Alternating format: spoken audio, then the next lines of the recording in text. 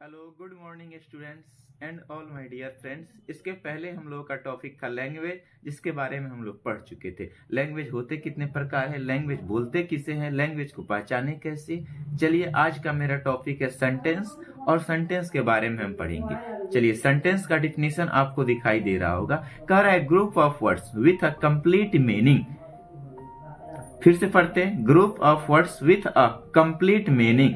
पूर्ण अर्थ वाले शब्दों के समूह को हम सेंटेंस बोलेंगे। पूर्ण अर्थ वाले शब्दों के समूह को, ऐसा शब्दों का समूह जिसका पूर्ण अर्थ निकल के आता हो। जैसे एग्जाम्पल में हम आपको दिखाई दे रहे हैं। पहला एग्जाम्पल है, मोहन ने एक नया काला कोट खरीदा। बहुत सारे शब्दों का मेल है, इसका अर्थ भी हमको समझ में आ रहा है कि एक मोहन है जो एक नया कोट खरीद रहा है जिसका रंग काला कलर का है। दूसरा एग्जाम्पल देखिए, ये भी शब्दों का समूह है, बहुत सारे शब्दों से मिलकर बना है, लेकिन ये कह रहा है काला मोहन एक कोट नया खरीदा। काला मोहन, क्या कुछ समझ में आ रहा है? एक कोट नया खरीदा, कुछ उल्टा पुल्टा हो गया है। यानी कि बहुत ग्रुप ऑफ वर्ड्स सेंटेंस नहीं होता है जब तक उसके साथ कंप्लीट मीनिंग नहीं रहेगा।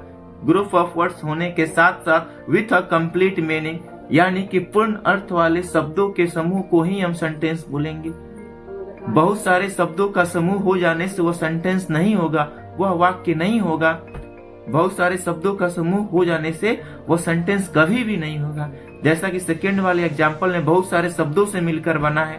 काला भी एक शब्द है, मोहन भी एक शब्द है, एक भी एक शब्द है, कोट भी एक शब्द है, नया भी एक शब्द है, खरीदा भी एक शब्द है, लेकिन फिर भी ये सेंटेंस नहीं है क्योंकि इसका पूर्ण अर्थ नहीं निकल रहा है। हमारा डिफिनीशन ही कहता है group of words with a complete meaning, यानी कि पूर्ण अर्थ वाले शब्दों का समूह को ही हम सेंटेंस बोलेंगे। अगर पूर्ण अर्थ नहीं निकल रहा है मतलब कि वह सेंटेंस नहीं है। चलिए जस्ट इसके आगे हम लोग पढ़ते हैं, सेंटेंस को आइडेंटिफाई कैसे करें, कैसे पता करें कि ये सेंटेंस है कि ये सेंटेंस नहीं है। जैसा कि आप लोगों के स्क्रीन पे दिखाई दे रहा है, एनी सेंटेंस इन 3 पॉइंट। कोई भी सेंटेंस होगा वह 3 पॉइंट पे एंड करेगा। सबसे पहला नंबर 1 पॉइंट है क्वेश्चन मार्क। इसको पढ़ेंगे क्वेश्चन, क्वेश्चन पढ़ा जाता है। बहुत सारे बच्चे question question question mark question mark question mark पढ़ते हैं। अरे भाई बिल्कुल गलत है, क्वेश्चन तो होता ही नहीं है।